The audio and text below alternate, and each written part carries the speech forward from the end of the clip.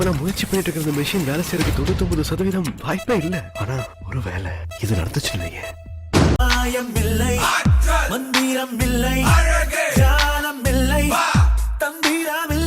watch mechanic madam, இதெல்லாம் ரொம்ப சர்வசாதாரணமான